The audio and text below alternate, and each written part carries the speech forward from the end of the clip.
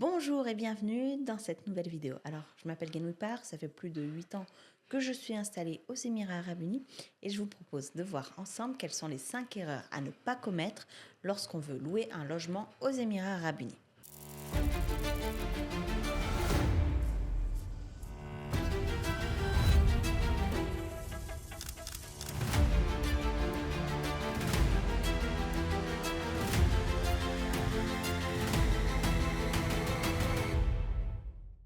Erreur numéro 1 et peut-être la plus grosse erreur à ne pas commettre aux Émirats Arabes Unis, c'est de passer par quelqu'un qui n'est pas agent immobilier.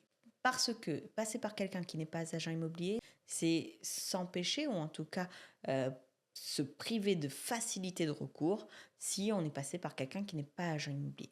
Comment vérifier que quelqu'un est agent immobilier?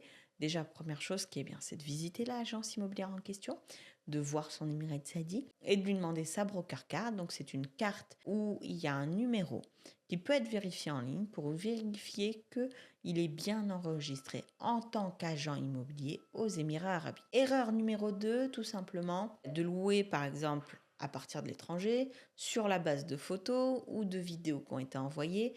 Pour le coup, ça ne vous permet pas de savoir si le logement va vous convenir. Et souvent, on va tomber sur des mauvaises surprises. Soit parce que les photos et les vidéos ne reflètent pas la réalité, soit parce que il y a des éléments que vous ne pouvez pas voir dans une photo ou une vidéo. L'exposition, le quartier, est-ce qu'il va y avoir il y a des travaux en face? Est-ce qu'il y a beaucoup de circulation, beaucoup de bruit? Comment sont les espaces en commun? Et c'est tous ces éléments-là qui finalement peuvent faire de votre vie quelque chose d'un petit peu compliqué.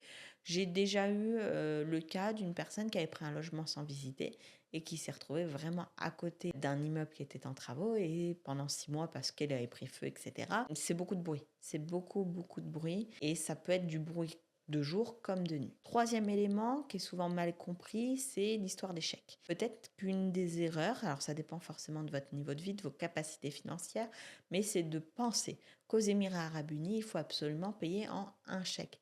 C'est pas du tout le cas. Vous pouvez payer en 2 chèques, 3 chèques, 4 chèques, 6 chèques dans l'année, 12 chèques dans l'année. Peut-être un petit peu plus rare, mais vous pouvez payer en plusieurs chèques. Donc si vous avez des capacités financières qui sont réduites, peut-être ne vous libérez pas d'un coup de la somme annuelle de votre loyer. Si vous avez une capacité financière plus confortable, dans ce cas-là, vous avez aussi la possibilité de réduire le nombre de chèques pour payer votre logement moins cher. Quatrième erreur, tout simplement, de ne pas faire ce qu'on appelle la paperasse, de ne pas passer par le côté administratif. Lire le contrat de location, le faire relire. Nous, on relit les contrats de location de nos clients. Faire un EJARI, enregistrer votre EJARI pour pouvoir avoir un recours en cas de problème. Et la cinquième erreur à ne pas faire lorsqu'on souhaite louer un logement, tout simplement, les frais annexes.